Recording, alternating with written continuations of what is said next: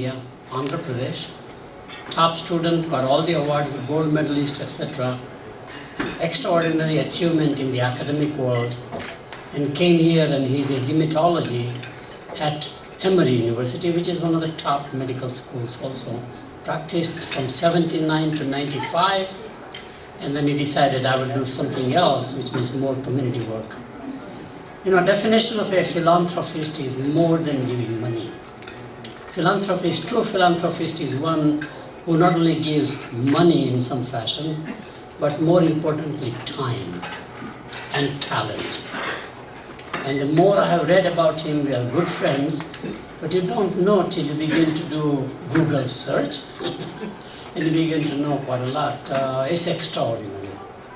In fact, he has become my role model now, because it is very important to give back.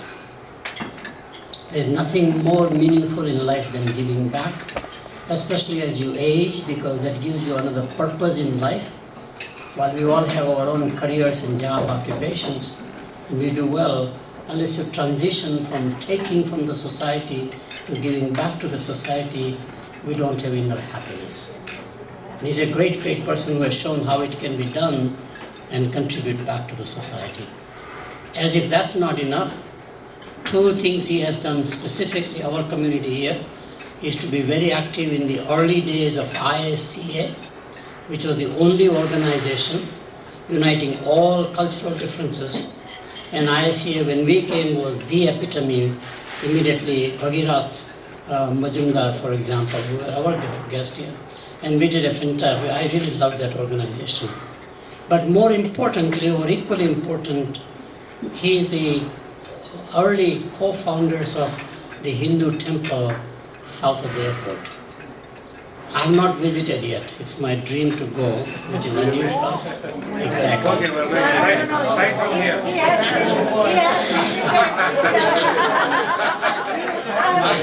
I'll give you right tomorrow. Yes. Right now. My wife has gone. We're going to call the priest, leave the open. My wife has gone. I have some young people who have gone, and the festival you do with all the pujaris who come, it's incredible. I mean, the scale is just enormous. More importantly, every week there are hundreds of families and their children at that young age, unless they go to the temple, understand our culture, our history, and take pride in that some fashion, because the more we come here, our kids get influenced by the school system, by the local non-Indian community. How do you counterbalance so they are at least bicultural, hopefully bilingual at the same time? Our values are incredibly important. As you know, in the world today, while we got westernized quite a lot, as I am, for example, for the first time there's a serious movement of the easternization of the world. Remember Rudyard Kipling? Rudyard Kipling was one of those British writers who wrote by saying that east is east, west is west, the twain shall never meet. He's dead wrong. He's not only dead, but he's wrong. Have you seen westernization of our kids in India? They are more western than we are here. But now there is an easternization, starting with spirituality. We will have International Yoga Day. Tomorrow. Oh, it's tomorrow. Yes. No. Date is 21st. Here we are celebrating on Sunday, but it is tomorrow, 21st. Look at its popularity all over the world.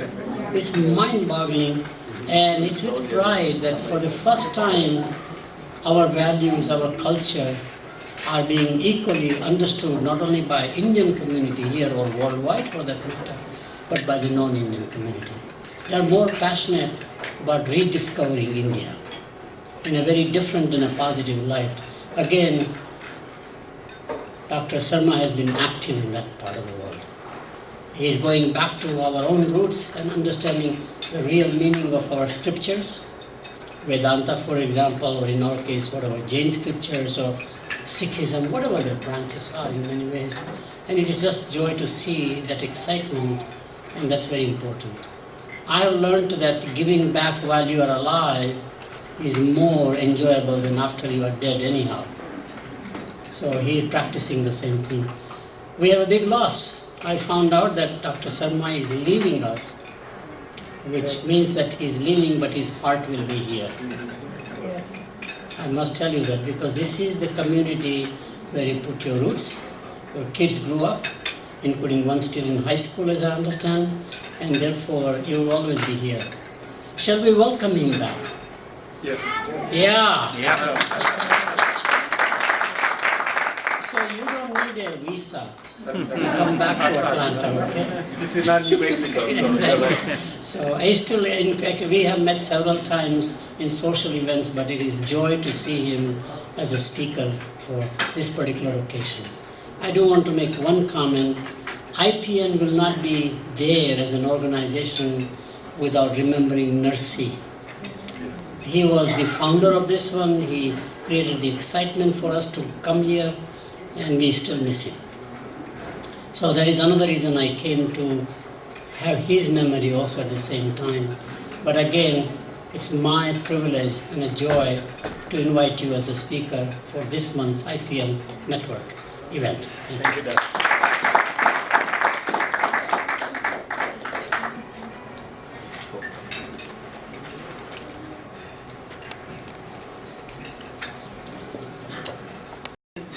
If I don't speak clearly, please remind me. I will try to adjust my distance, and I have a tendency to move away from the microphone, so I may carry it with me. So the composition of audience today, I can see, is the group who doesn't need this lecture. So that's the audience we have here. No, that's the perception.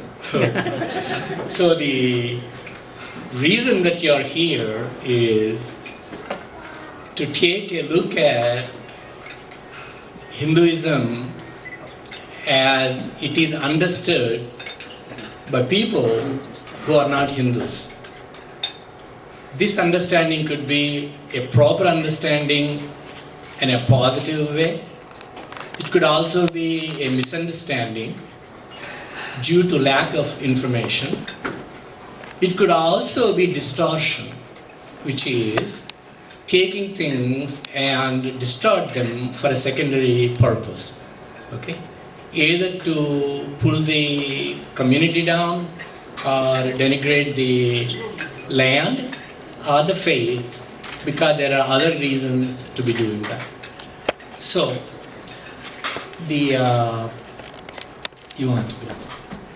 So the topic I chose is, where are we in the 21st century in being Hindus and in understanding Hinduism, and then where does this particular point of view come from, and how do we completely immerse in our own society. 43 years ago, there were hardly 200 families in Atlanta of Indian origin. We were only 20 Telugu families, so our friends were predominantly non-Telugu. So we, for the first time in our lives, came into contact with Indians as Indians, and it took me a journey outside of my own comfort in Andhra Pradesh, in Visakhapatnam, to come here to meet the Joshis, the Udeshis, the Shades, all of the people here. Okay, so that made me an Indian after I left India.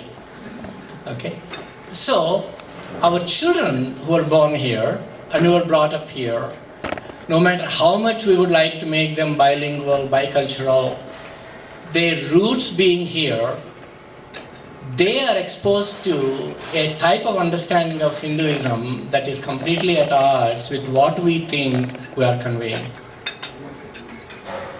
And then the modernization of the world, the contemporary world, and the education systems have made Indians in India, Hindus in India, completely become distant from the religion and the observations of their own fathers and grandfathers. So we will kind of try to know some of these from the perspective of what I'm going to tell you in the next 30-35 minutes. So how did I get to know some of these things? Over the last 30-some years, I used to take people when they call the temple and say, we want to come and visit your temple. We'll have people come, I'll take them around the temple, we'll give them some introductory remarks about Hinduism and then take their questions.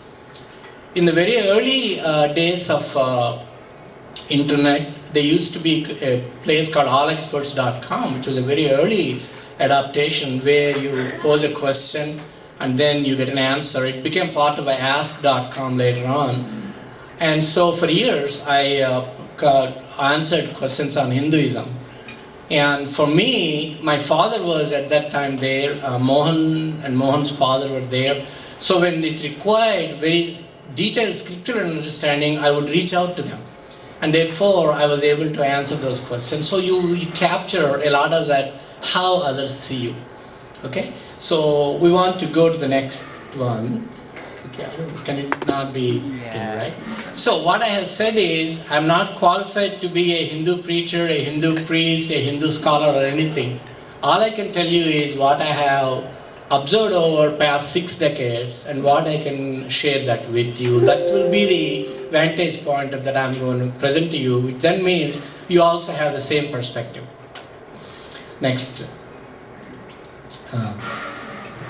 Okay. So we will dispense with this other than to say, people over the years, now they don't do that anymore. Now social media have changed everything. But they will ask you, what is a Hindu? And what is your Bible? Who started your religion? What church do you go to? Do you have a God? How many gods do you have? And I want to bring it in here, when sometimes they visit the temple and say, why do you worship Satan? Okay, and for the first time I heard, I couldn't connect it. Okay, if any of you, and most of you probably know, do you know the kind of instrument that Satan, the symbol that Satan carries? It's a trident. Okay, we look at Shivji and say he has a trident. And a non-Hindu looks at the trident and say, that's Satan worshippers. See how a benign thing, a thing of virtue for us, becomes one of condemnation from another perspective. Okay? So, but the very first time I had to ask them, tell me more, why are you saying that? Okay? Same thing with Durga, with the baby under her feet, which is basically taking out ignorance in its infancy, when it is starting, and take out the ignorance of the person, they look at it and say, is that not child cruelty? And we have to tell them there is a lot of symbolization here. Okay, the symbolism allowed us to explain a lot of profound things to a common person. Okay, and those symbols, we preserve them, but at the same time, unless we understand them, we have to scratch our head and say, I don't know, I think we're being superstitious. So that is the way we would like to, the question that kind of quote. Okay, so here is a thing. What happened to ancient religions? If you think about it, the most ancient temple that is still standing is in Syria, in the interior of Syria that was destroyed in the recent, that's about 10,000 years old documentary. Some of the civilizations at that time, this is the Mesopotamian, which is between the Euphrates and Tigris rivers. That middle between the two rivers is Mesopotamia. There you have the Babylonia, they have the Assyria, all the cultures there. If you look at their practice of religion, you think, you close your eyes and say, are we doing it a Hindu religion? Okay? At the ritual level, they have the anthropomorphic expression of the divine. They have got festivals, they have chariots where they parade God, they have got offerings, and then when the war comes, they have got the way puja in order to allow for the people to win. So, in the ancient civilizations, this type of understanding of the relation between God and man was in an anthropomorphic way, and also in a way where there is a fear, and there is reverence, and there is some expectation of God's being happy will give us something back in return. But at the same time, in a parallel evolution in the Indian subcontinent, something else profound was happening. People were not content to create an image and pray to God. They did not do that, as a matter of fact. The Vedic culture did not have temples. Vedic culture did not have multitudes of images. They have the divine expressions, for example, Indra, Varuna, Agni, they have all of them, but they didn't create monuments to those places. What they profoundly did was, they thought about it, and therefore they came up with concepts. So the concepts were so profound, they said the entire creation and the outside of creation is one supreme being whom you cannot describe, whom you cannot understand, who cannot pursue, called Nirguna Brahman. So they were way ahead of, this is Rigvedic philosophy, God is one. So when someone tells me how many gods you have, and then we turn around and say, yeah, I think we have several. And you say, and then they say, so you are polytheists. But we are not polytheists. Okay? We believe in the universal nature of the divine, we believe in the universal nature of God.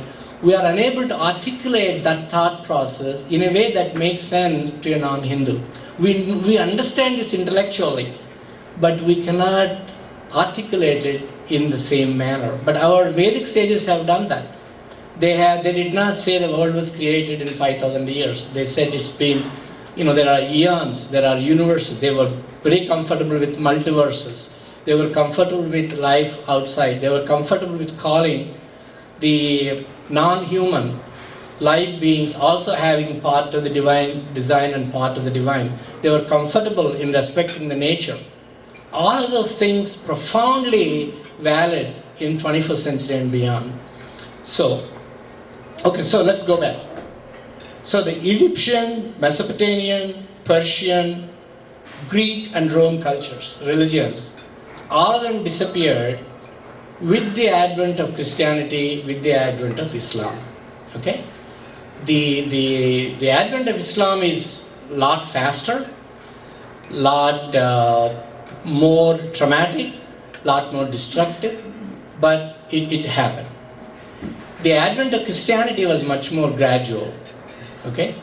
Until the Emperor of Rome, okay, Emperor Constantine and then Augustine, until they have adopted Christianity, they were being persecuted. This adoption happened in the 4th century, in the early 300s. Once that happened, Christianity became the religion of the king, the emperor. And Rome was the empire of the known world at that time.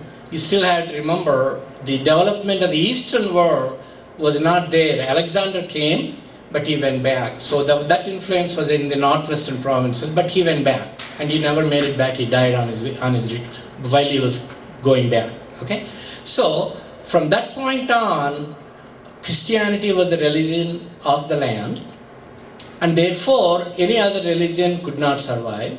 And Christianity had ways of incorporating, absorbing any culture, any civilization, any religion, any observation.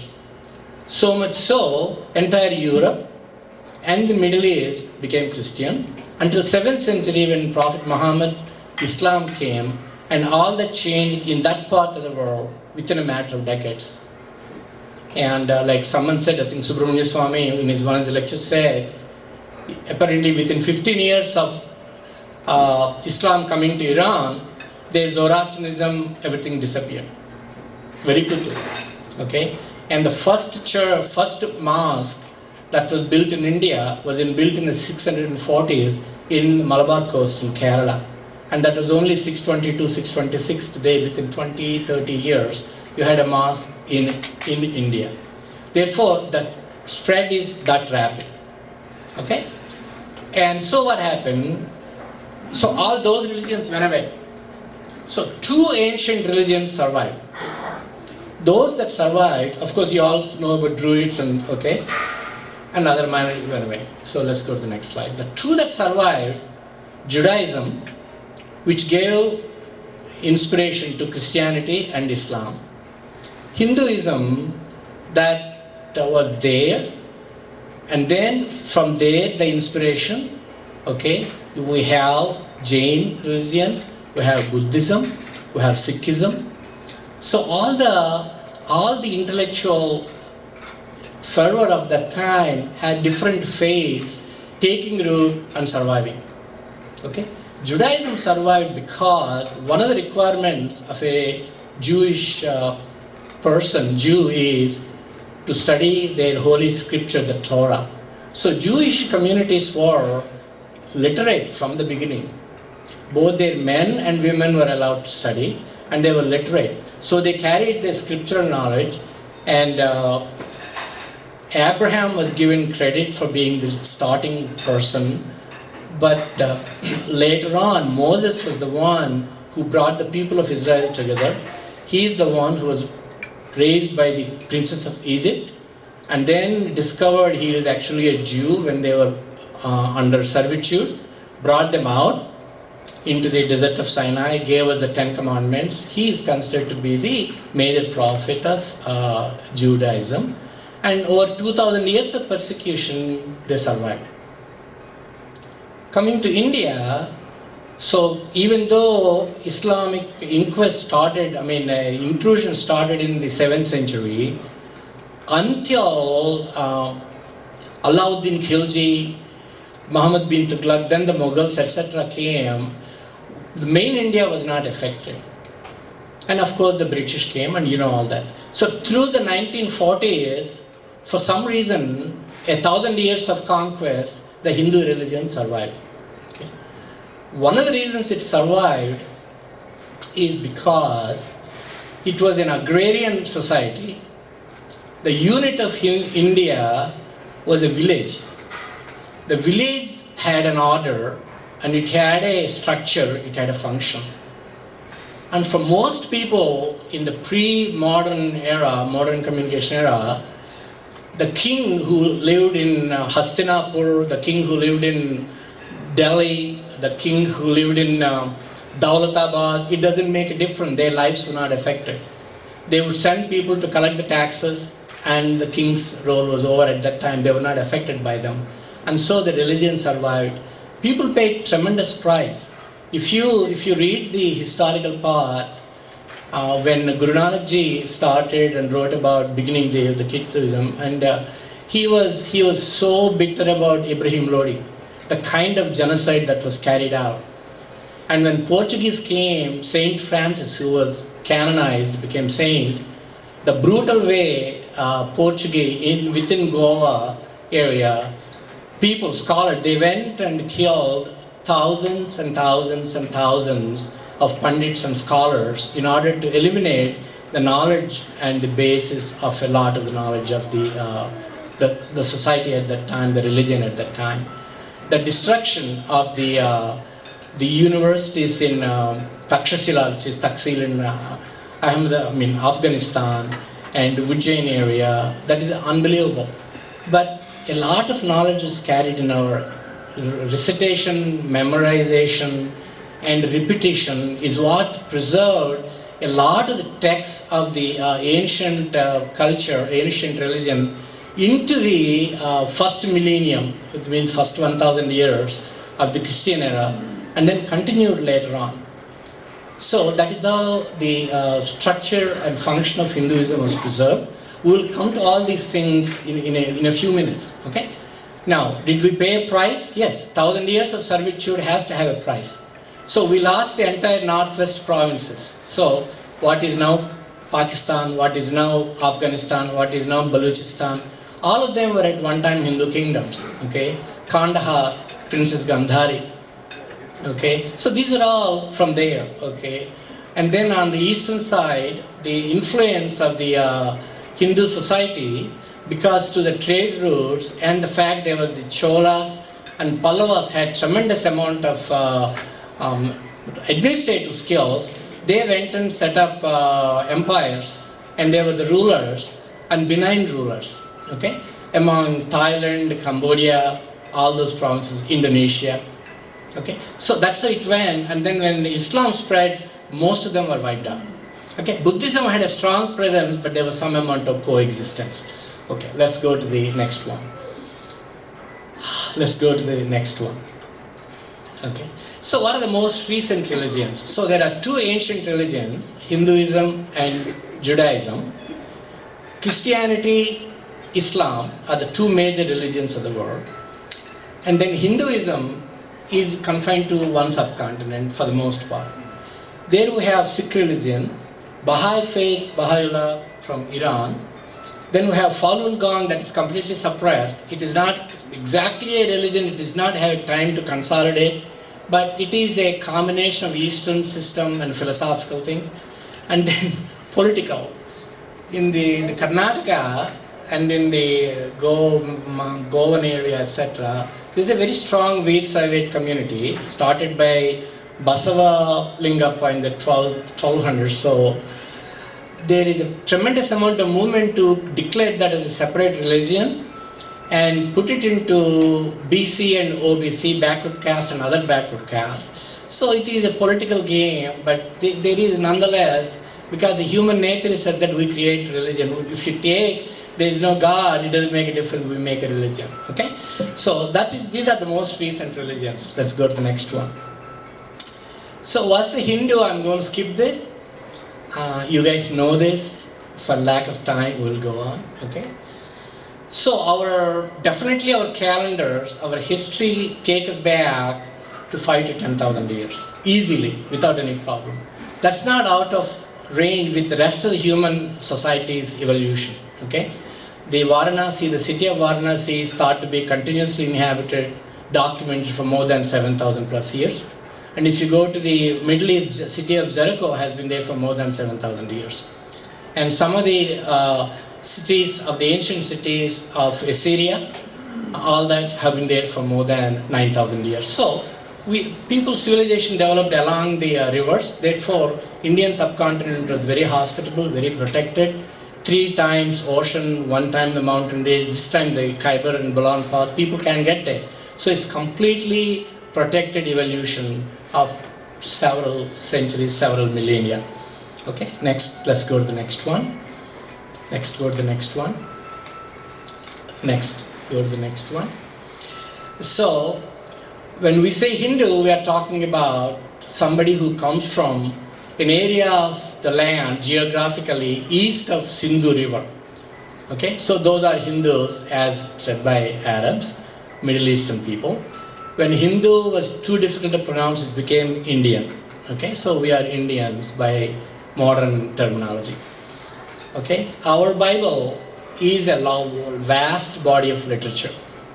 Our scriptures are Vedas, the commentaries are Upanishads, and then because most of the people were not literate in language, reading and understanding, there were so many epics, Puranas, okay, Itihasas. So they tell the same story profoundly.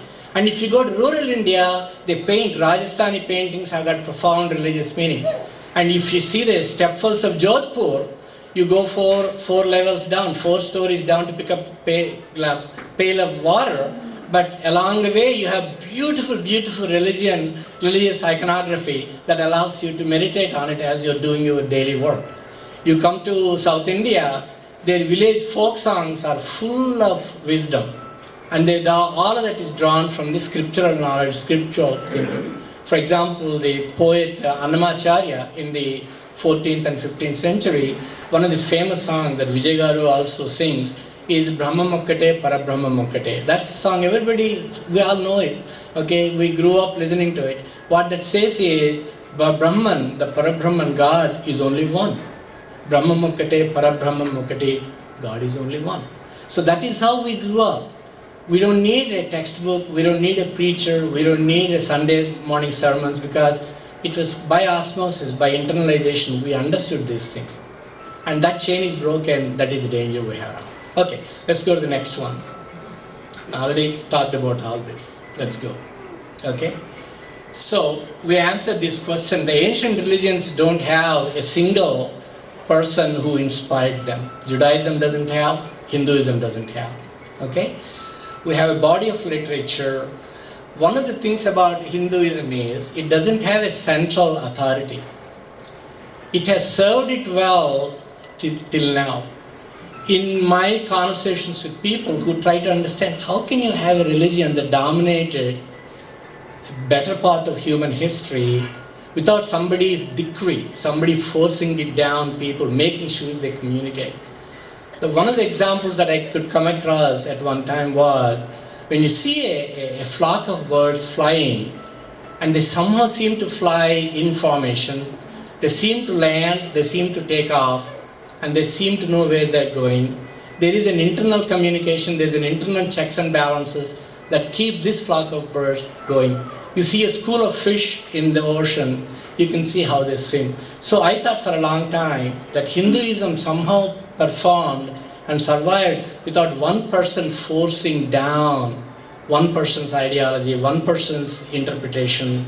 But there's so much of knowledge that is permeated that people somehow manage to do. There are several issues about it. We're not going to get to those aspects, okay? I'm only trying to tell you how did it survive. Okay, let's go to the next one, the big question, okay? It never fails, it never stops. The first question people have is, how many gods do you have? Okay, so you spend a lot of time turning into a pretzel, trying to explain, we believe, in their understanding of monotheism is one God. Our understanding of monotheism is God is one. It's a very simple rearrangement of the words. It changes the meaning so completely. Okay? And I'll come to that because that's one thing that I'm going to expound on. Okay? So we say we are monotheism. We believe in the universal nature of God. And the various forms and manifestation of God are what we consider to be Saguna Brahma, the manifest Brahman, as opposed to Nirguna Brahman, who is beyond our capacity to understand and describe. Okay? Let's go to the next one. Okay? So, let's go to the next one, because otherwise we won't finish it. Okay? Okay? So here is the problem. The 2000 years of doctrinal struggle in the Middle East that affected the entire world is when Moses came along, he looked at the polytheistic societies and said, no, you have to believe in one God. And that is put into the Ten Commandments. So Christianity came, they adopted one God. Islam came, they adopted one God. Okay, so they are called Abrahamic faiths. They consider themselves to be monotheistic religions. And they feel that they're above polytheistic people. Okay? So, the truth is, do we know if there is God? And if God exists, does he exist in a form, no form, or in many forms? No one knows. It is hypothesis of the highest order. Okay? So, then what happened? Christians and Jews became separate. Jews were persecuted when Christianity became religion of the land. Muhammad came and said, look, he was a caliph, he was a king. Therefore, the power of the king said, we will take infidels, non-believers, convert them, kill them, subjugate them to a tax, and that is how it went. But if all the three believe in one God, how come there are three ways that we are fighting with each other? Because that's part of the Ten Commandments, and we will come to that in 1 second. In Hinduism, we feel very proud to say, oh yeah, all paths lead to the same God. Okay? It doesn't. The Abrahamic faiths don't believe that. But they do tell the Hindu, yeah, since your God, my God is all the same God, just why not? Why not just say Jehovah is your God? What is wrong? He is also God. So this is a false logic, it is distorted logic. It is like saying that the God believes non-violence. What the God believes does not matter. It is what the Kasai, okay, what the guy who kills it has to believe. If the guy who converts you doesn't believe in unity of God, then not the representation of God. Okay? So, these are all the things it is in the Exodus. Okay, next one. Okay? Idolatry. Idolatry is summarized as worship of idols or images. Okay? The worship of created things, trees, rocks, animals, astronomical bodies, or another human being is prohibited. created body, for example, planets and all that are created by God. You worship God, but not God's created objects. Okay, so if you say Navagraha Puja, that somehow is sacrilege. Okay, all right, and the idols. So in the New Testament, okay, let's go to the previous one. So that's, oh yeah. In the New Testament, one of the things is, if you are greedy, I mean if you want something big, and that is considered to be a type of idolatry. In other words, when Moses came down, they had this golden calf, remember? If you see the Ten Commandments, you see them parading, okay, and golden calf, and that is prohibited. So when the Somanath temple was ransacked, 17 times, 13, 4 times, all the idols, all the gold, everything was taken away because that was against the teachings of the religion. Of course, they became very rich for temporarily when they took all that, but that's how it happened, okay? All right, let me go there. So, Hindu concept is very simple. It has been hammered into our heads again and again. It says God is one. They did not say one God. He said in any form, the underlying unity is the divine, and it's the same thing, underlying principle. Eko Narayana, the Supreme Being, is one. When you do that, the concept of which God do you believe in does not arise. Okay? It allows the Indian society to have accepted the earliest Christians and the 12 tribes of Israel. One or two of them spread. Most recently, they were taken back to Israel, the voluntary immigration. And when the Middle Eastern persecutions were there, the Bnei Israel, the Jews of Cochin, the Jews of Mumbai. Remember when the gentleman from Pakistan bombed the Taj Hotel? He sought out the Jewish synagogue and killed the Jews in that time, just about 4 or 5 years ago. Okay? And then later on, Zoroastrians, and then the, for example, the Tatars, okay, Zoroastrian, Zubin Mehta. Okay? And with the First World War, when there is the Armenian and Azerbaijan, that big, those are fundamental Christian, I mean, earliest Christians. When Armenians were thrown out, several of them came to India. I had a friend whose name was Mistri. I did not know he was of Armenian descent. Okay? So we absorbed them. Reason being, it was okay for us to have different faiths, different people, and people somehow managed to survive and thrive. Okay? Let's go to the next one. Okay? Hindu concept of God is not the actual Parabrahman is not anthropomorphic, because it's not also, it's gender neutral. We said Tat, right? I mean, Tat means that. Okay, we do not say he or she. Okay, so the Parabrahman level, it is not manifest. It's only when we think of Sagun Brahma, when you talk of Vishnu, when we talk of Lakshmi, when we talk of Saraswati, Devi, Mata, we have gender assignments for purpose of our understanding. The force of the mother nature, the force of the mother is Durga. The creative power is Brahma.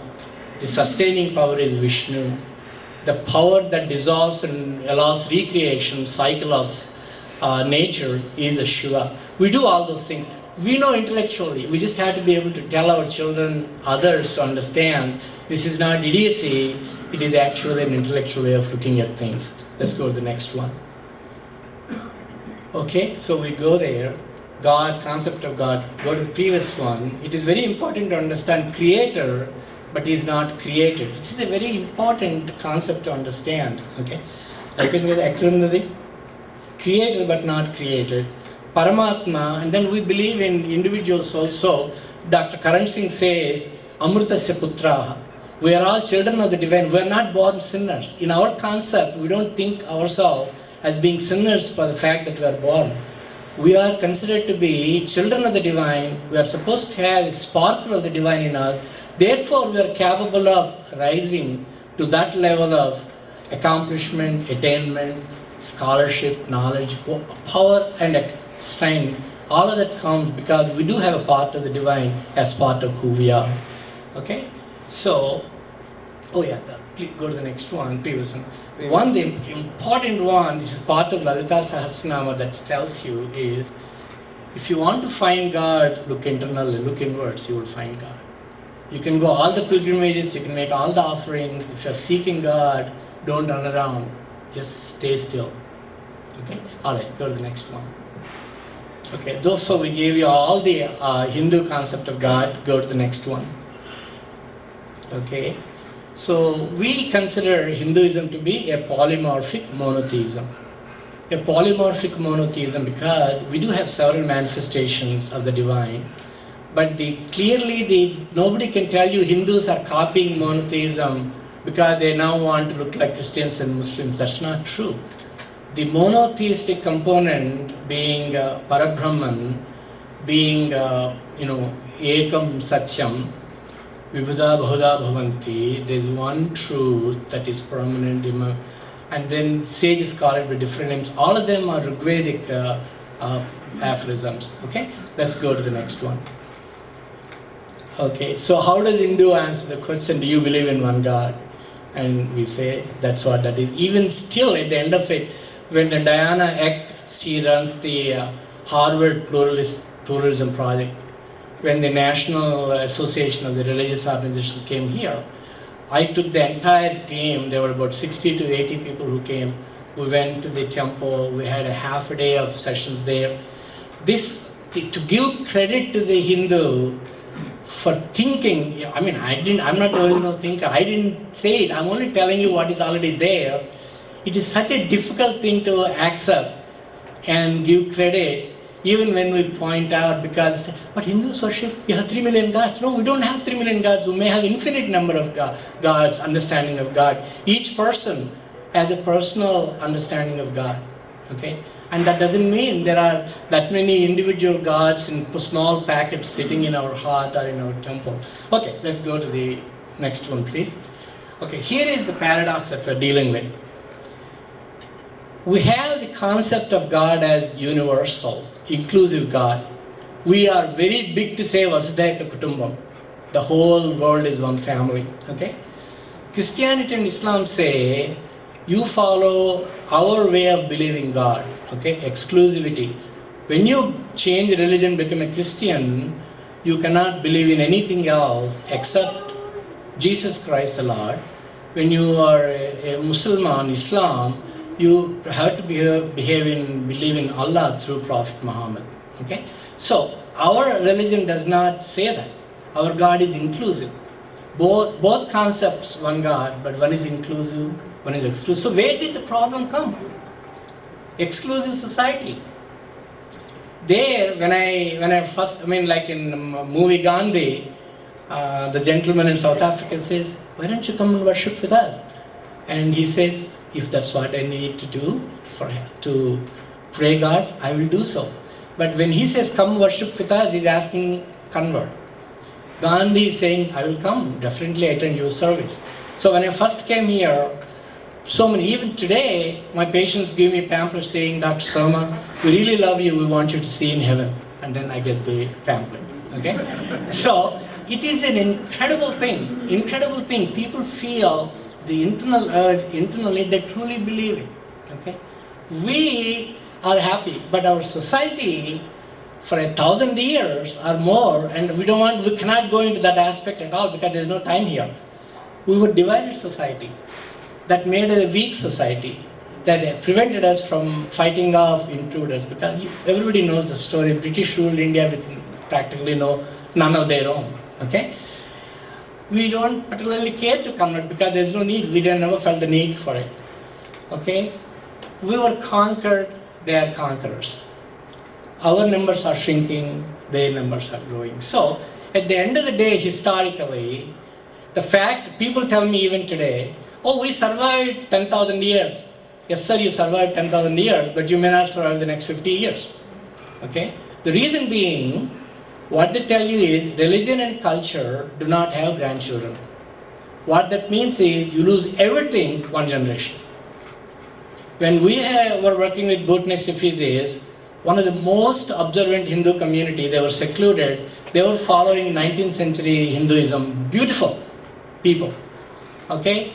And within no time they were all converted. Who are they converted? The younger people are converted, the older people who can speak English, etc. They're still there. We have a mandir, they come and pray. Okay? The 2 generations are gone. Alright? In India, don't even, okay, let's go to the next one. I want to absolutely Okay, so I give you all those things. Let's go ahead. Okay, we already talked about that. And go to the previous one. The Council of Nicaea that was convened by Emperor Constantine, it actually affirmed and put it into a doctrine that I believe in one God, the Father Almighty. I believe in one Lord, Jesus Christ. Now look at it. God from God, light from light, true God from true God. Okay? Because the reason for that is, until then people were saying Jesus Christ was one of the messengers of God. He was a special person, but he was not God. He was not God himself. So this particular Council of Nicaea affirmed that it has to be that Holy Trinity, Father, Son and the Holy Ghost, where there is no difference between Father and Son. God from God, true God from true God. And this was enforced, period. Anybody who disagreed was excommunicated. Within the Council of Nicaea, people who disagreed were thrown out. Okay, let's go to the next one. Okay, so then there was Emperor Justinius. He banned reincarnation, belief in reincarnation. People talk about resurrection and reincarnation, they're not the same.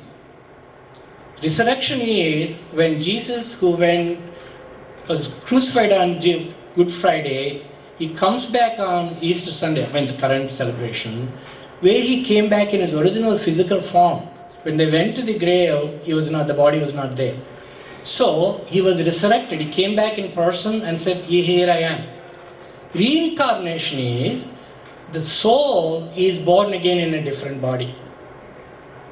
Okay? For example, John the Baptist is thought to be Prophet Elijah born again later on. So he's a Jewish prophet, was born again at the time of Christ. He's the one who baptized Jesus. Okay? So reincarnation and resurrection are two different things. There was a tremendous belief in reincarnation in those days. Through the councils, several ones, finally the Emperor Justinius said, no belief in reincarnation, so banned. So it took several centuries for the society, human society, to say there is no belief in cycles of birth and rebirth. Okay? So let's go ahead. Okay, so we already talked about it. Okay? And we talked about it.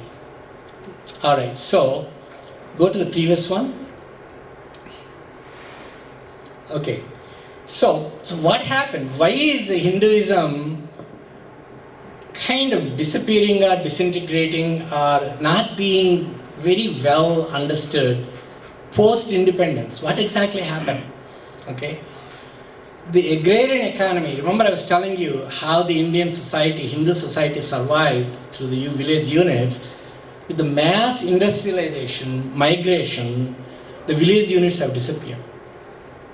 Okay, any of you, I don't know about northern India, but when we travel in Andhra Pradesh, we can go through villages where thriving communities all gone. People migrated to Hyderabad, Vizag, Vijayawada. When we call somebody, I'm from Hyderabad, then I have to ask, where is your grandfather from? Oh, he is from near Vijayawada, somewhere, some village. So the village unit has disappeared, but the corresponding understanding and readjustment, reorientation of the Hindu expression is not there. So when you go to Hyderabad during Ganesh Chaturthi, the spirituality is not there, but there's always people jumping up and down, Ganapati Bamba, bol, and there's this and there is that, and then everything is dumped into Hussain Sagar. That's not Ganesh Chaturthi, but that's the way it is done. Okay? And so that's one. And then the mega cities, and then the economic hardships. Okay? And then technology, social media, I don't even have to tell you anymore. Okay? None of us have attention span that lasts more than 30 seconds, I can tell you right now. So for me to give a 1 hour talk, for you to sit down and listen, you have to consciously say, I'm not going to look at my cell phone, I'm not going to think of my text message, I'm going to focus on whatever he's saying, even if I'm going to fall asleep, I'm going to try. And think of this in billions of people, it's not going to happen, that migration, okay? Let's go to the next one. Okay.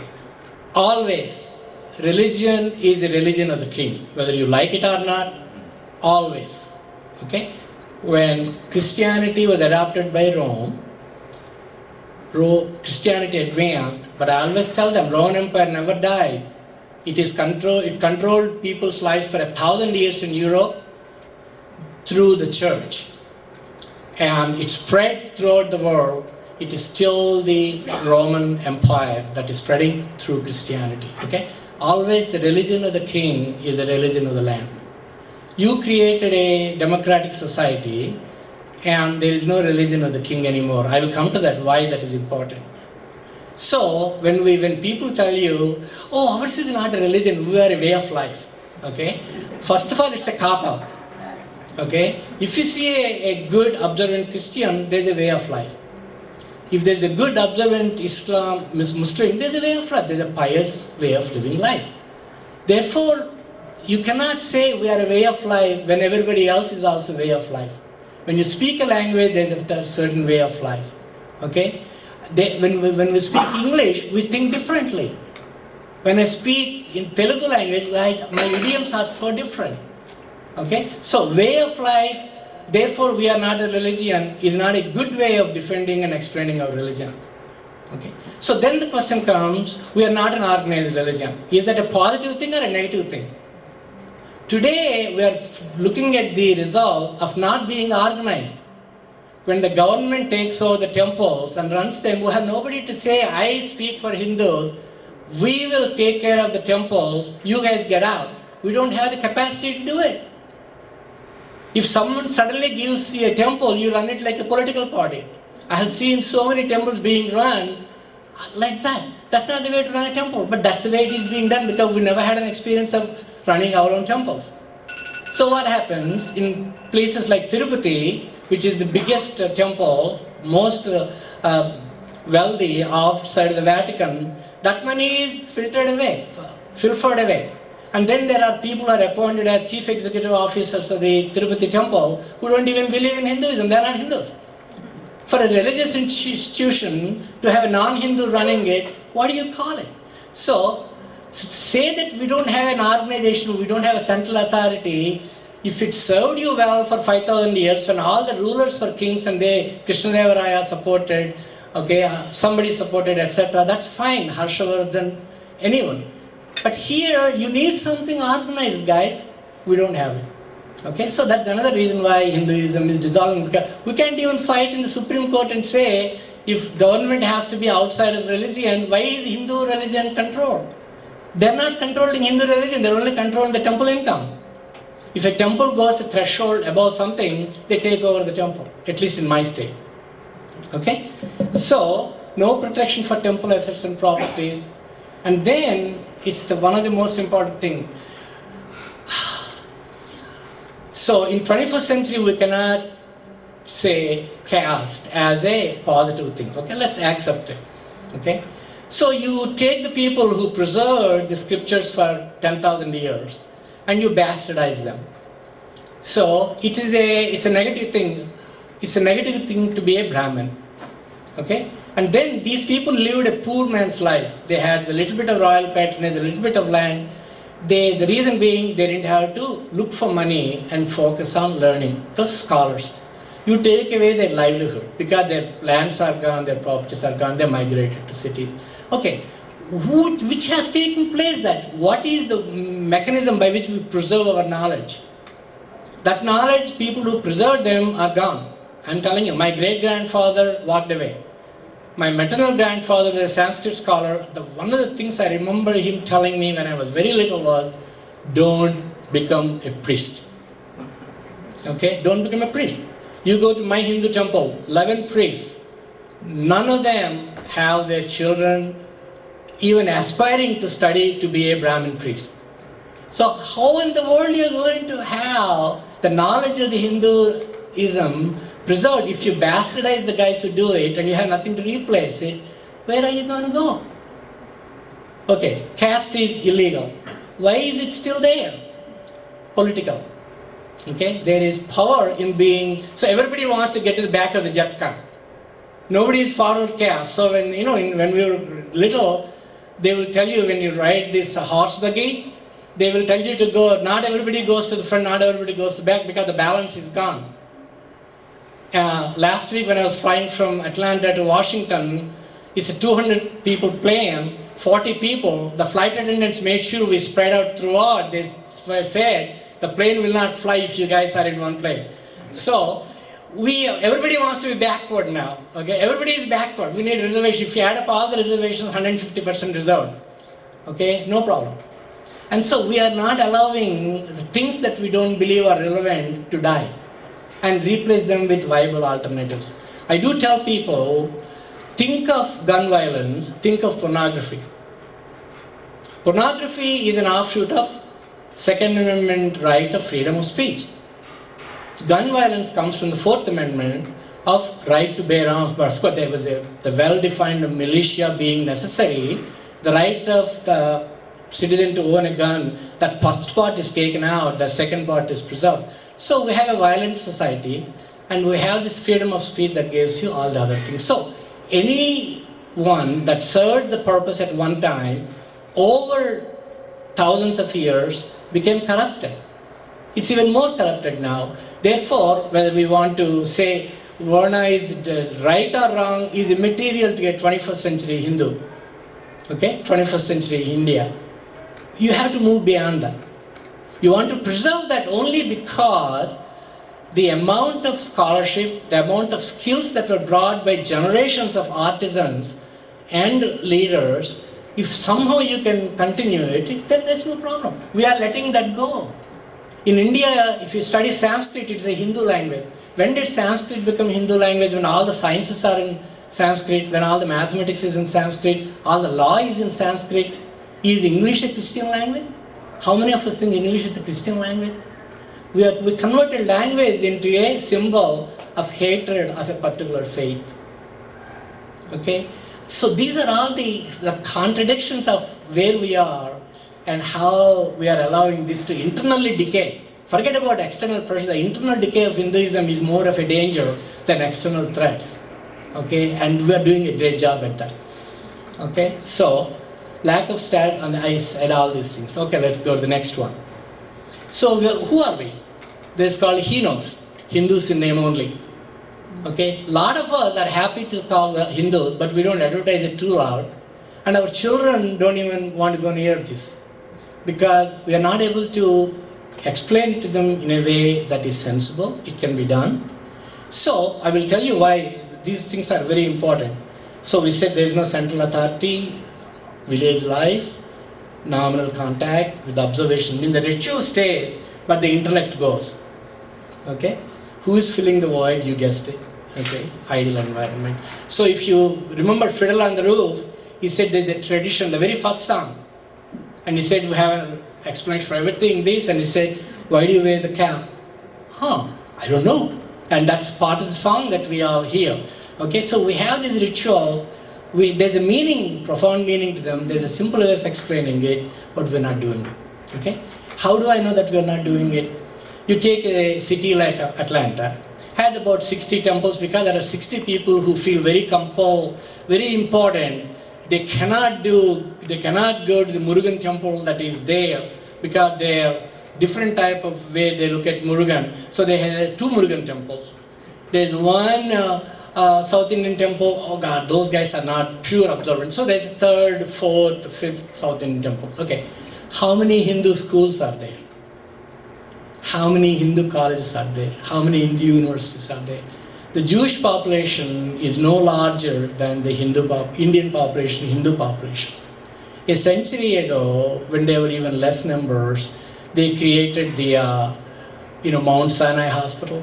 They created the Yeshiva University. They have the Jewish Hospital of Denver.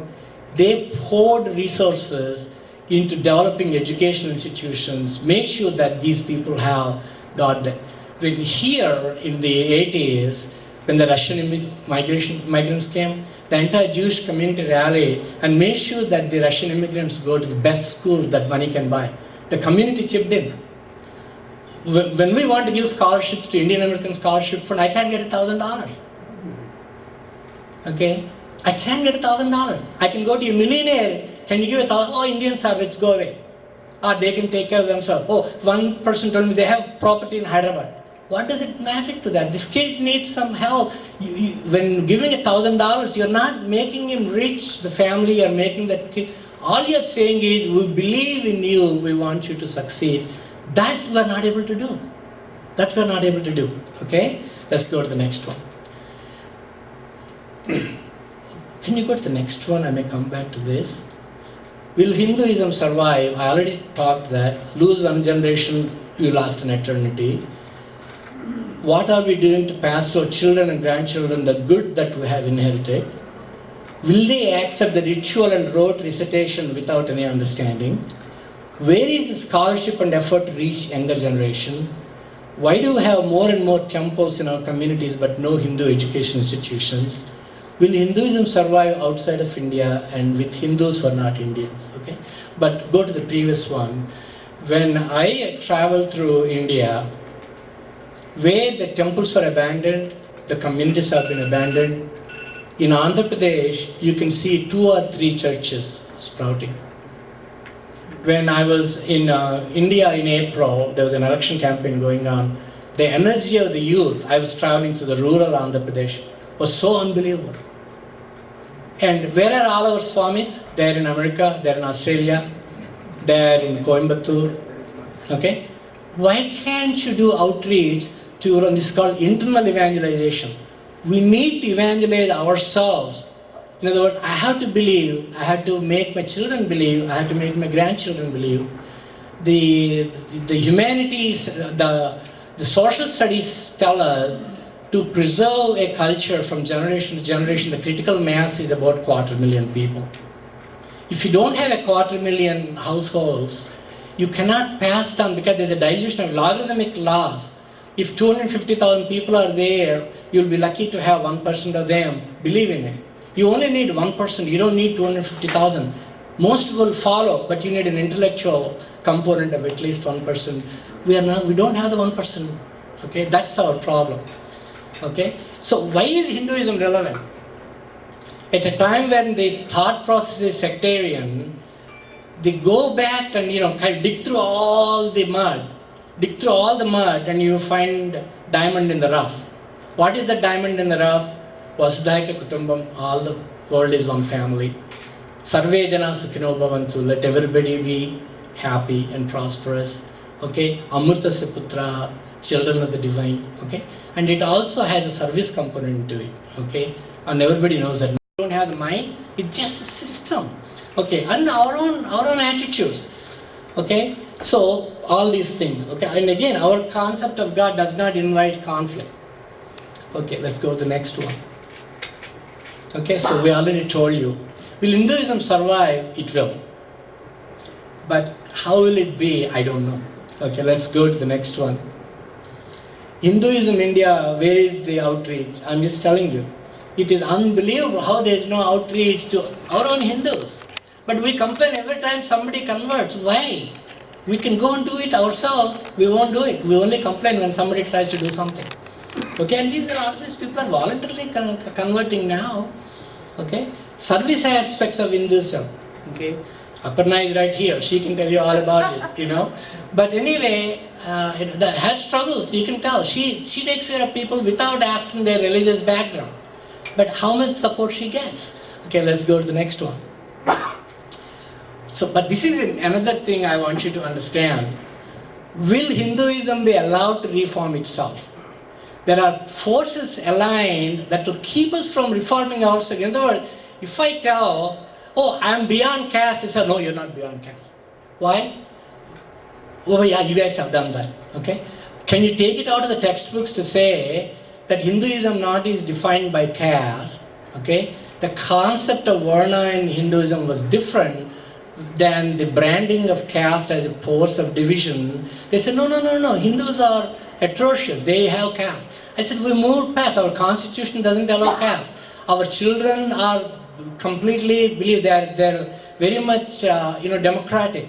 Okay? No, you guys are Hindus, you have to believe in caste. If you don't believe, I'm telling you, you believe in caste. Okay? So you can't reform the textbooks. You can go to California, take it to the court.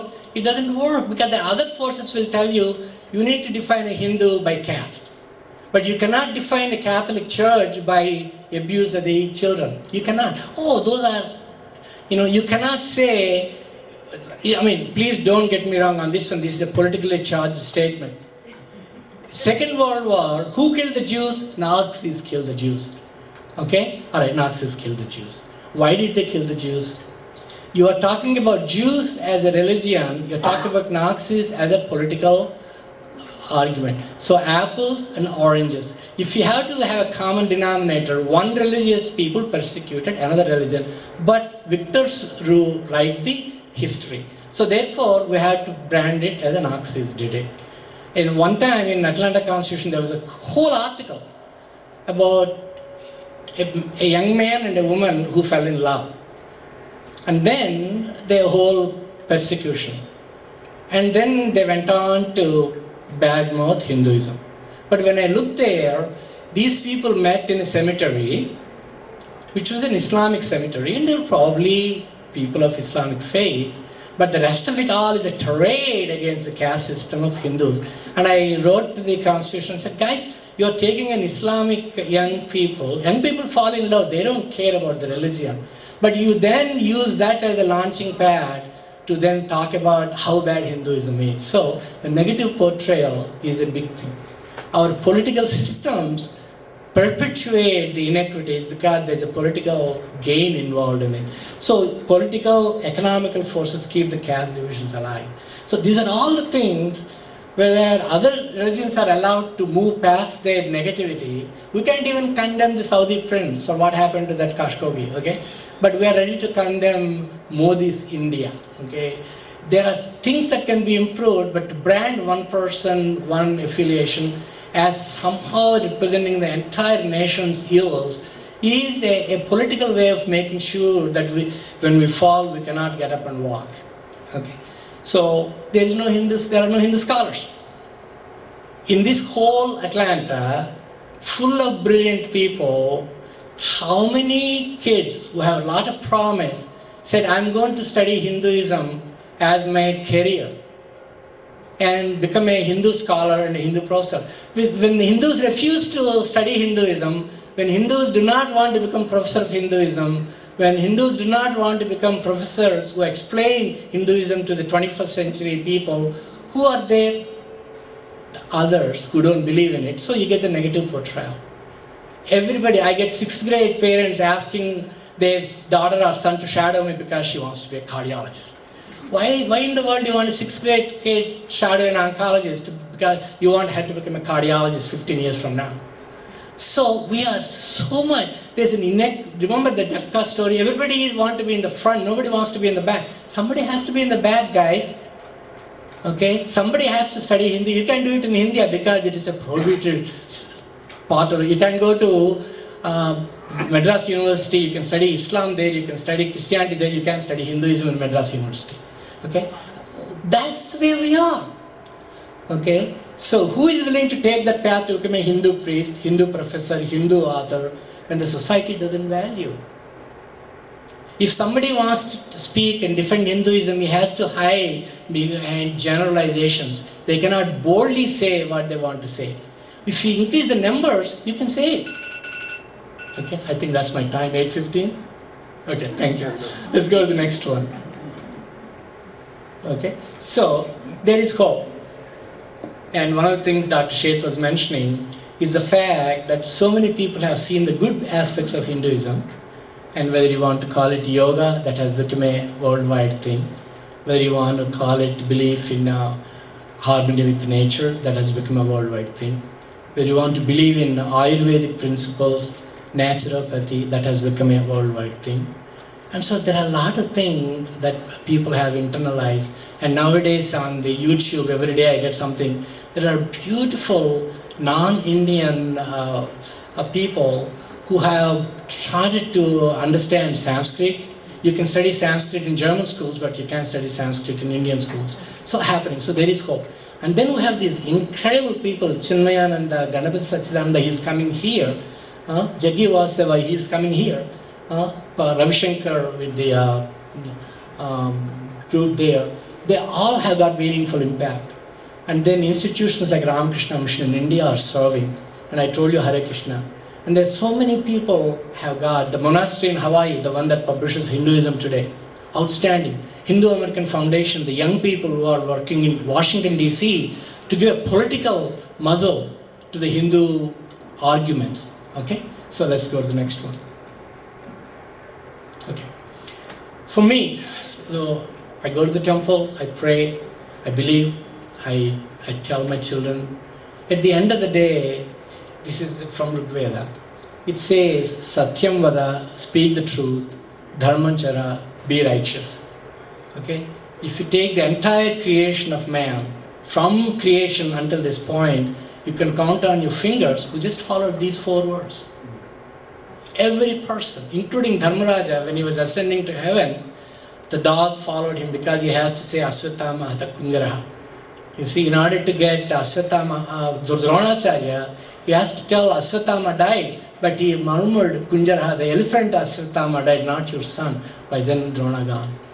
So for saying that one little lie, when Rama killed Vali, he has to hide behind the tree. And Vali asked, I never hurt you. Why did you hide behind? Fight with me. So, any person from in creation, simple, speak the truth, be righteous.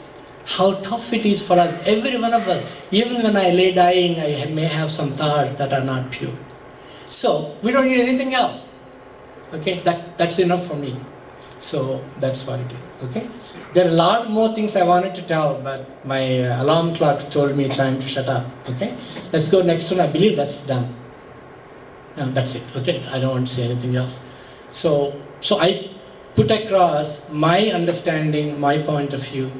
I tried to tell you, not a Hindu belief system. I had lots of comments and feedbacks. You have to say this, you have to say that. I understand. I am not qualified for any of that. I can only tell you how others look at us. I can only tell you where there is problem, where are the fault lines, where is the opportunity, where is a way that we can revive ourselves. Okay? And that's what I tried to tell you today.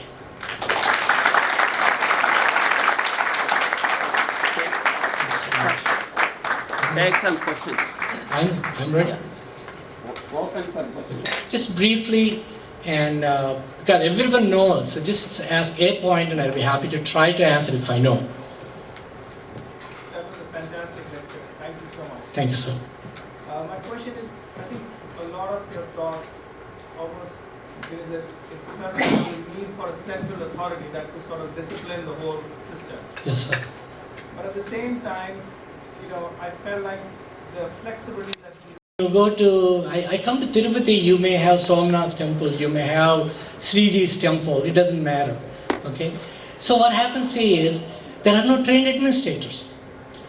And then, there is no organized body that says, for example, you can have a legal body that speaks for the legal rights of the Hindu community. Okay? For example, minority religions are protected. But minority Hindus in majority non-Hindu states are not protected. Why?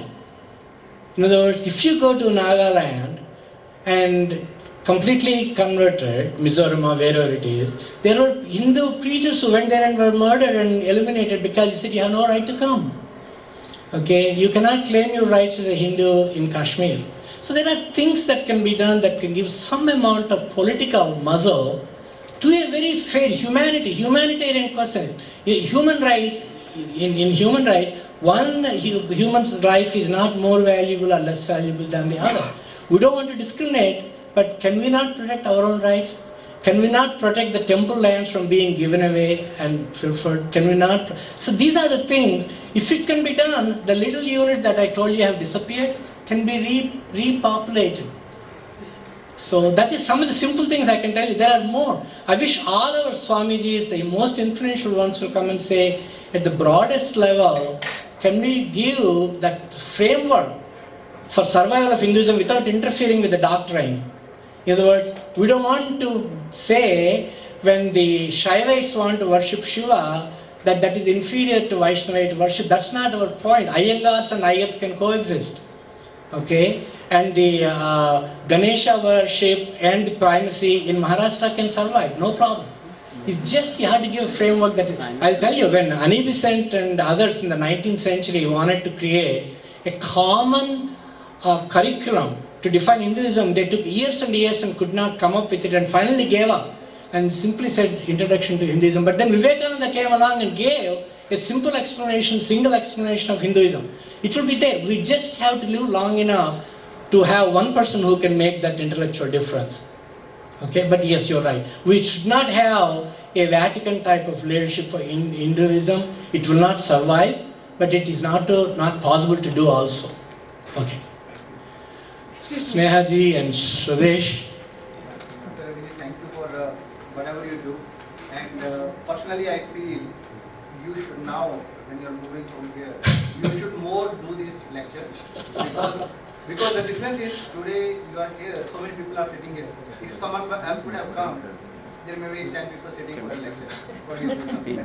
And second thing is, what I feel, and many times I have written it on Facebook, the reason priests don't want their children to be priests, because the temple pays $1,200 a month. $1,500. We are every day in the mandir and couple of other temples, they are paying better. But why a priest want his kid to be a priest? Because there is no salary. So I think somehow people like you can. And you are the pioneer, and you are a role model, and also the really thumb, the pillar of the society. Let's please do that, and I'm thankful that we are part of your team, and you are guiding us, and you are our guiding force, and thank you very much, and please keep that force and light up. Thank you. Thank you, sir. Chan.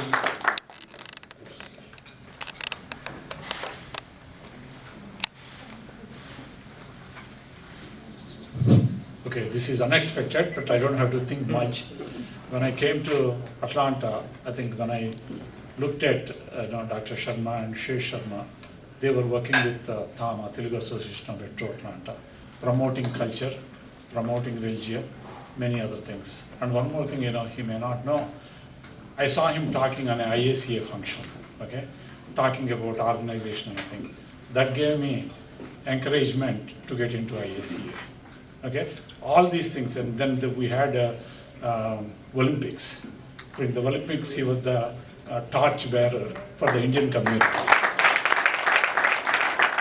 So always, he's never dreamed or wanted publicity. Okay, behind the scenes, quietly working forward. I think it's a motivation for many of us. We wish we could be like that. Okay, and work for the benefit of the community. And we miss him, but again, Atlanta is not very far, so I would like to keep visiting and share his experiences. Thank you. Thank you. Dr. Gandhi, could you introduce yourself and say a few words? How you feel coming over here?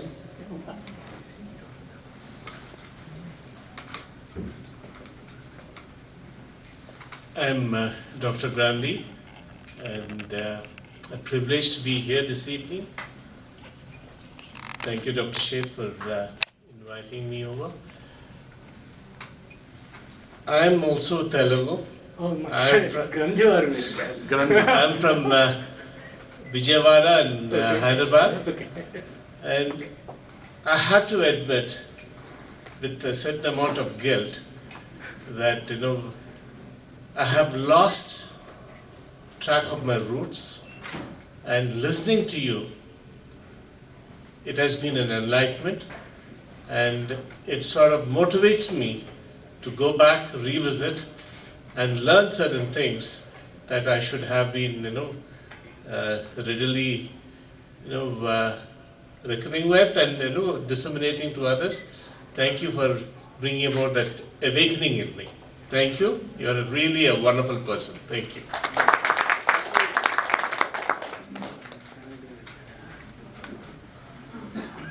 Introduce yourself.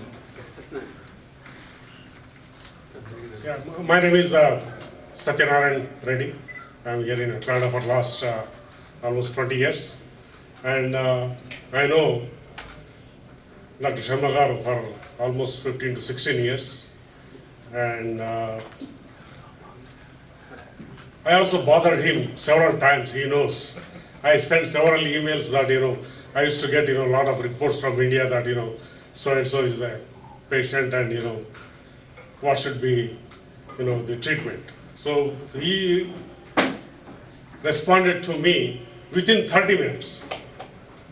I am not, I can show you the emails also.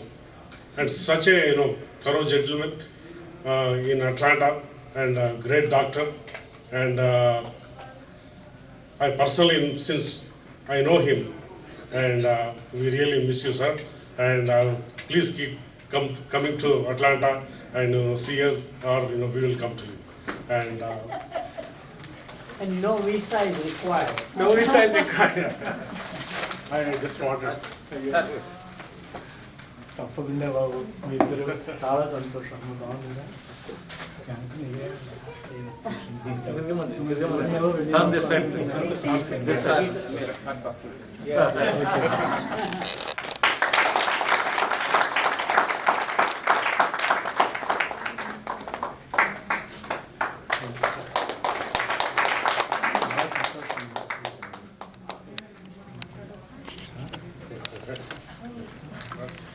As Satyanarayana Garu said, I learned two things from Ravi Sarma Garu. He is a very quick communicator, and another thing, he is having a trick or some knack how to exit gracefully from the leadership roles.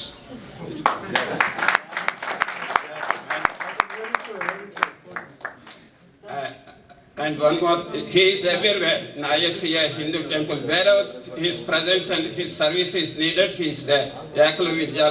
I know many of them. He donated 1 crore to Sankarnathra a couple of years back. And recently, and other 2 crores of rupees in India, where he studied medicine. He is renovating 2 blocks of his medical college.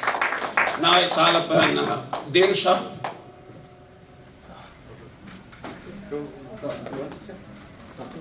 Before Dirusha comes, yeah. I know I don't have a really long talk, but I just wanted to share some things that is a lifesaver for me. I was a patient for him 5 years back, and when I went to him, he was assured me that I will be fine. I'm kind of emotional a little bit, but at the same time, after listening to your speech, I thought of saying a couple of things. That's my own experience of raising 2 boys who went to Satyasai Balvikas, and 2 things that they raised to me when they were young. When I asked him, okay, let's go to the temple, they asked me, there is no discipline in the temple. It's too loud, everybody is talking when the priest is doing the puja, and why are you asking me to go? I don't have an answer for him, because if you go to Satyasai, any of the Balvikas, they maintain very highly discipline. If you go to the church, it's the same thing. If you go to I never been to the mosque, but I went a couple of times in India. They maintain the silence too. So we as a Hindu people, even the parents hesitate to maintain the silence. I have seen so many people, when the priest is doing the puja, we are talking. So I don't understand what is the concept of doing the puja, and you say shh, then they say like 10 minutes silence, and then they are talking. So my both boys has all these. I'm just saying it because when you say why we are not maintaining the Hinduism, there are a couple of things that we needed to pay attention. As a parent, we are not making them to sit and do any religious prayers at home. We are not explaining. It doesn't come from outside. That's my experience. As a parent, my responsibility, I have to make sure that he understands what the religion is, first of all. So even now, one is 28 and the other one is almost in a medical school, 5th year. But when I asked them, I wanted to do the Rudram. Can you sit down and do the prayer? Yes, they say. So how many teenagers understand what is the Rudram is and what is the religious prayer means to get that energy into our body? So that energy has to be keep coming. So I'm not saying I'm a great person as a mother. As for myself, I pray every day, regardless of what, whether I have so much of work. I'll make sure that at least I chant my, at least some slokas to gain that knowledge and energy to keep me going. When I was diagnosed with the cancer, and then I said to myself, the first day I went to the office and I cried in front of my boss because I went right after my results came. But the moment I came home, I said to myself, I have a son who is taking the MCAT. I have to be strong. To gain that strength, I realized that I have to be chanting regardless of what to gain that blessing from the God. So I think even the temples or anybody from outside has to get enforced to gain that strength ourselves, and then we can give it to the community. So, I mean, that is my personal experience from the questions that came from my boys. So when they were struggling, I say, okay, I will do the prayer for you. 41 days, are you willing to spare like 45 minutes of your time? Either it would be on the phone or anywhere you are in traveling, I don't care. That 45 minutes, I want you to be listening when I'm chanting it. So that would transfer you some kind of a strength and positive thinking in your brain. So, thank you so much. Thank you. One announcement, who have not taken dinner, kindly grab your dinner plates because they are closing. Oh, okay. And Dirushan.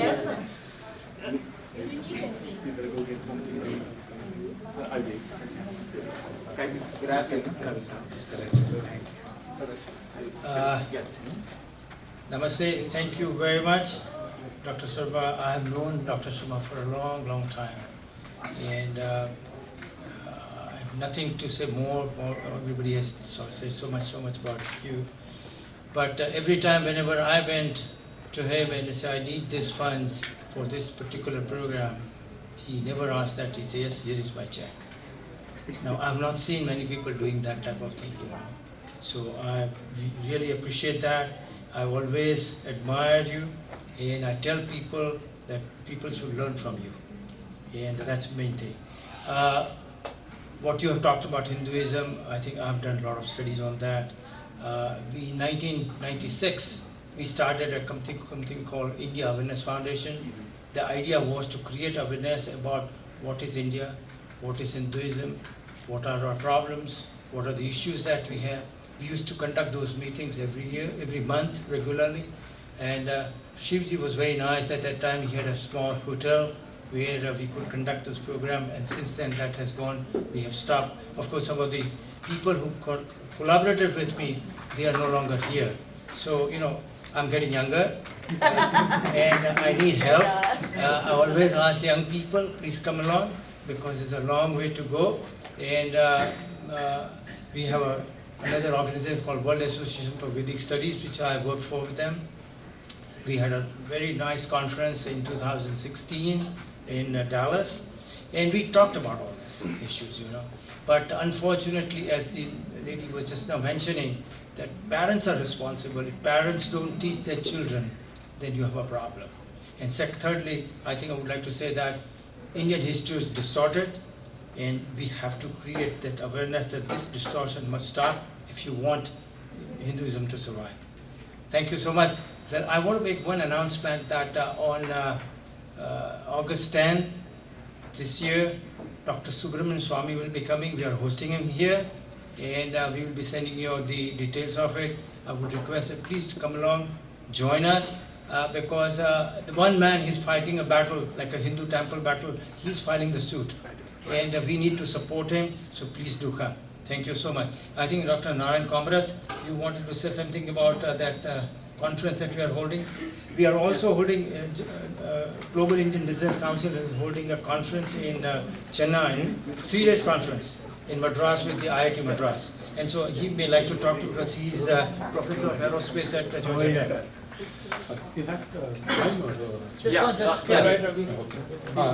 I know you are all getting ready to go home. Many of the things that Dr. Sarma talked about, like the depopulation of the villages. Villages are becoming less viable. And he asked me, why don't we start a scholarship fund? I said, who is going to start that fund? Who is going to take the charge? He said he will. That's enough. So still it is there, even after 25 years. Those are the memories we have of serving these organizations. Later on, of course, we worked together in the Riverdale Temple, and he became president. Much later, I became president, but I always took his advice because I'm not religious in the sense that I do not understand the depths of the religion, but he does. So whenever I needed, I used to ask him and Krishna Mohan, and that is how he guided me also. And today's lecture is, believe me, very enlightening even for me, because even though I listen to many Swamijis and all that, he himself is a Swamiji now, for me at least. Really, if you watch on the YouTube, so many pravachanists and all that, those pravachanists, they don't even agree with each other. And how can they teach us? But this kind of objective lecture, that is what really makes us to understand the depths of the Hindu religion. He has no stand on one side or the other side, liberal or conservative. Okay, I have to watch her. But he gave an objective of the Hindu religion. That's what I like it. And thanks to Dr. Sharma Garu for serving this community for this long years. And I hope you will continue to come back as a visiting professor. Thank you. Vasudev Patel, backbench.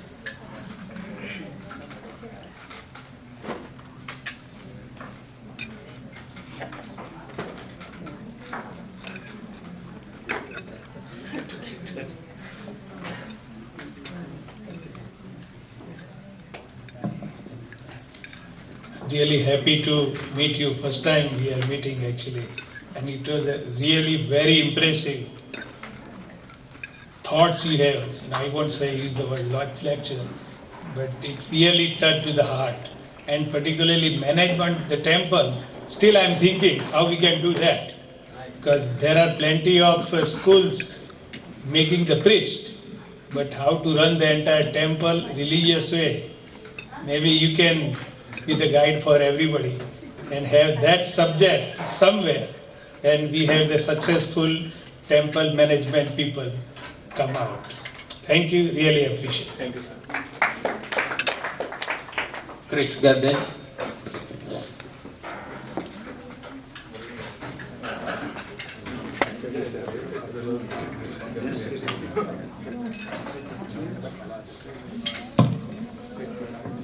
Ravi Sarma garu.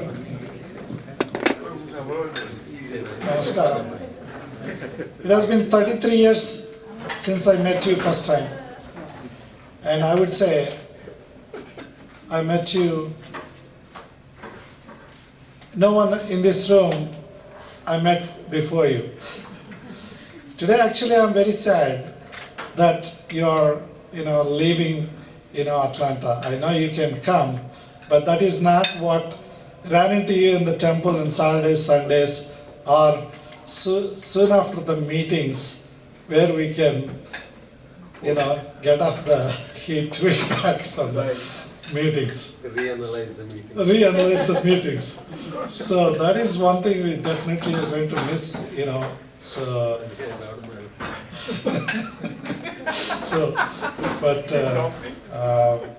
Just from the bottom of our heart, we love you, and we look forward to see you as many times as possible. Namaste. Vasu Mishaka. Vasuji. That's why I'm giving chance to you. Say something.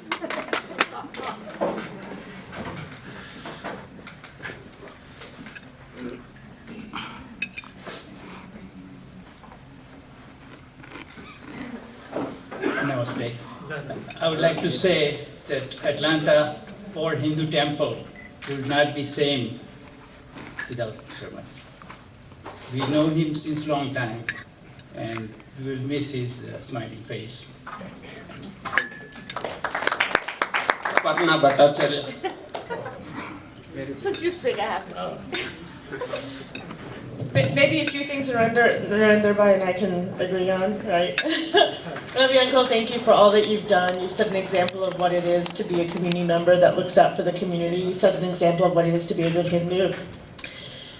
I still have the memory when you brought all the toys to Raksha, probably close to 15, 16, 17 years ago, which has led to an annual toy drive, food and toy drive that Raksha's clients benefit from every year. So your impact on the community has been amazing. I love all the interfaith stuff you and Auntie have done, and you've even helped talk about Hinduism and domestic violence, because I used to be so annoyed I'd be at all these interfaith things and we wouldn't have Hindu representation and our communities would always be left out. So thank you for being stellar and just kind of taking that stand and being a part of those conversations, you and Auntie. And thank you what you've done for so many individuals without an organization and providing support, help, and love to folks that needed it. It's meant the world to so many people, and I've heard the stories throughout the years, and we're so grateful for all that you do and will continue to do. Thank you. Bandari.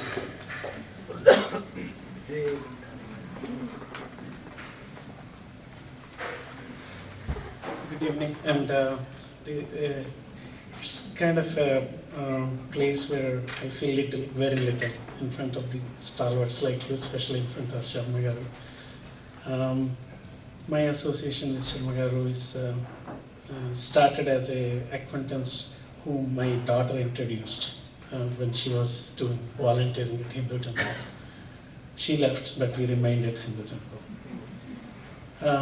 Sharma Garu is a personality, and Sheshu Sharma Garu, I have to make a mention of her whenever I mention about Sharma Garu, are the personalities whom we don't talk them as individuals, we talk them as influencers. I think this is one of the examples where a little talk can actually show how much more that we are supposed to take responsibility for keeping our community going for ages. If we do not take that little step that we need to do in time, probably the damage will be unturnable. So thank you, Sharma Garu. This is my second listening to the same topic, but I have a feeling that this is a unique topic that you have put it in a different light. And please come back, and wherever you are, please repeat this message in such a way that we have more influencers in the society. Thank you.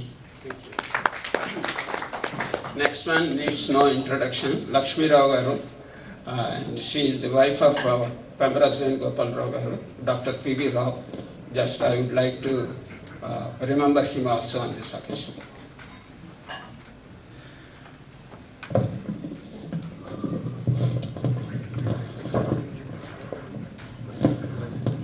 Well, you all said how long you know him, but I'm the oldest. I knew him since 1976. Nobody can beat that, I'm sure.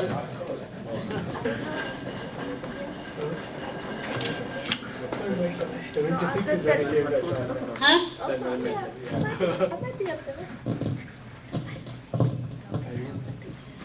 Right after my husband, Dr. Rao, introduced Dr. Sarma to Dr. Sudarshan Bhatia. I don't know how many people know him. You know, he was a fantastic man, and he fell in love with Dr. Sarma. He said he will make a difference in Atlanta. So he did. So Dr. Sarma and Dr. Seshu Sarma proved his prediction. Sarmagar and Seshu, the community is going to miss you, and I'm going to miss you. That's it.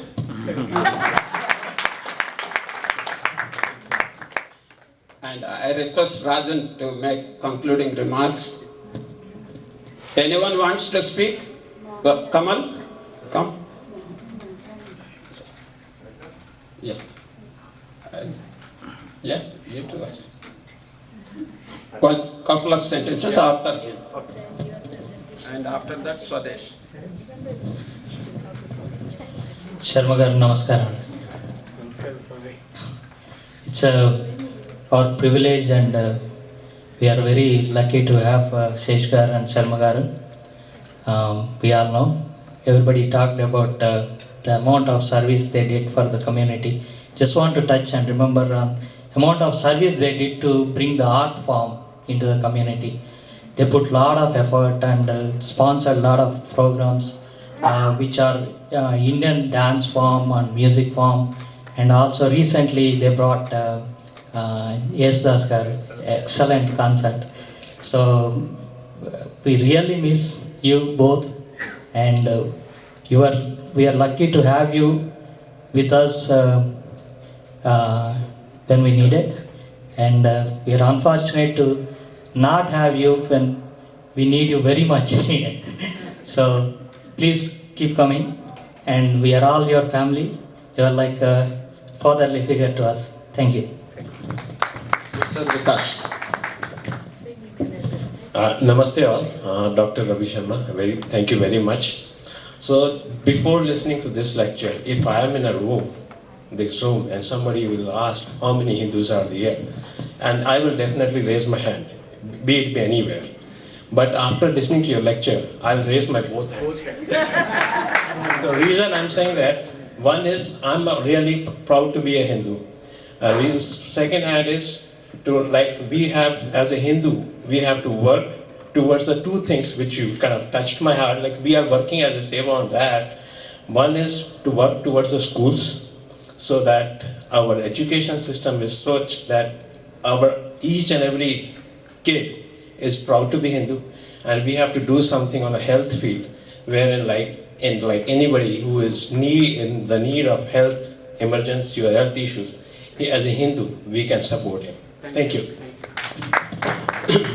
Raghav Babu is a volunteer. Whatever Sesh Sarma garu undertakes the projects and other things, long associated, and he is also one of the lead in our IPN.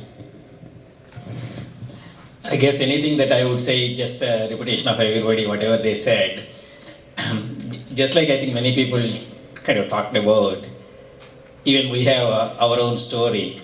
So when we came to Atlanta in '95, the first call was to Dr. Sesh Sharma, and then she was there to help us out. So I mean, everybody has their own personal stories, I believe. So, and then again, probably I will go into repeat some of what Kamal said. Everything and everywhere, wherever we have seen, and then it's Sharma Square, right? Dr. Ravi Sarma and then Sesh Sharma, they go together all the time. And I mean, when they kind of announced it, probably last year or a little bit before that one, we felt a void. I mean, we are kind of losing a fatherly figure in this city, and then, we don't want to do that, and then, we want to see you more and more here. Thanks a lot, Doctor. Swadesh, very, very brief, only 2 sentences. So, Ravi, I will basically 2 sentences only. So, I'm very selfish, and I have already forwarded Dr. Ravi Sarma and Dr. Sesh Sharma's number and email ID to our DC chapter. So, during Bhutani project, I worked very closely with, actually I'm still working because he is advisor. He is advising all the time. I used to call him almost every day. And so many Bhutanese, because there were at the time, there were 6,000-7,000 Bhutanese in Atlanta. Right now reduced because many moved to Columbus, Ohio. But they used to call Ravi ji and Sheshu ji even in the mid of the night. They will call, and they will never say anything. So many Bhutanese will call me, they say, oh, I was sick, and then Ravi ji came to the hospital, emergency midnight or something. So thank you, Ravi ji, thank you. Please convey my regards to Sheshu ji also. And you are the guiding force behind, even not only Seva, but personally me too, in a big way. Thank you. Now, a challenge to Dr. Mohan. He worked with Ravi Sarma on day-to-day basis on many issues, community issues. I wanted him to sum up his association and sum up Sarma's stay in Atlanta. In 2 sentences. In 2 sentences. Last time I said I need 40 minutes. And they gave me 5. And now he gives me 2 minutes. I have known him for 40 years, at least. So, probably I'm next to Lakshmi Garu, of course. Anyway, Ravi has been one of my closest friends in Atlanta. We have gone through routine life stuff, good, bad, and ugly. So, what can I say that none of you have said? Nothing. He is a wonderful person. I called him organizer par excellence. That is not just in one thing, in everything he does. Actually, last time we have some property managers, a couple of them, and last time he brings a box. Mohan, give this to somebody. I just thumbed through them. My God, it is organized so well. I haven't seen anybody that can organize things well as he can. That you have seen it in today's lecture also. His thought process, organizational process is uncomparable. I am very happy that he has been my friend and in some ways a mentor. Seshu and I argue with many other things, but I never had an argument with him. That is because he won't argue back. No, not because of that. I respect him too much. He's a little younger than me, but I still respect him a lot. And I will miss him dearly. Hopefully he'll be visiting back and forth. And maybe he won't like Washington, D.C. much.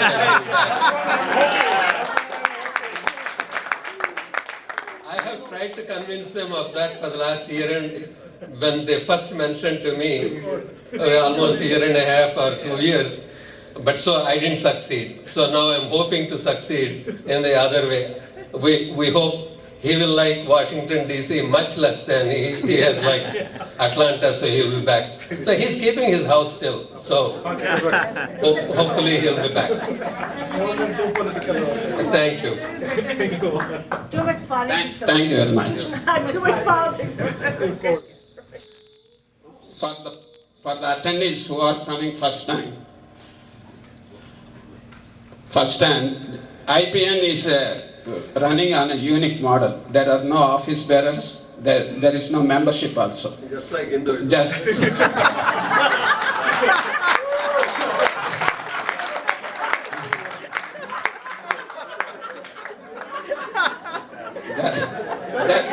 a couple of persons like me are here. They facilitate the venue and the setup and other things. Who are interested in the topics, they will come, they pay their dinner, they hear the lecture and they will go. Okay. Now I request Rajan to make concluding remarks. Vote of thanks. No comments. Vote of thanks. Good evening, everybody. As Ravi said, the IPN was started back long time ago, thanks to Dr. Nursi, God rest his soul. I want to thank all of you. You took time to come and meet and greet Dr. Sarma. Dr. Sarma, I have to tell you one thing. You think that you are retiring, you are not. And luckily you are moving to the most influential city in the world, Washington, D.C. We are talking about doing lobbying. We are talking about making a powerful organization. Well, this is your lifetime chance. Thanks a lot. We appreciate all of you coming, and we wish Dr. Sarma, Mr. Sarma, all the best. Thank you. Thanks. Now I request Mustafa Ji to say a few words, and he is very helpful, and he is also one of the members in the IPN lead, and he helps to set up and getting the things in order. this is my duty, and I think Marcy is watching that one. So, well, as Raviji told, anybody has not paid for the dinner, happy to collect that one so we can pay the bill to the Asiana.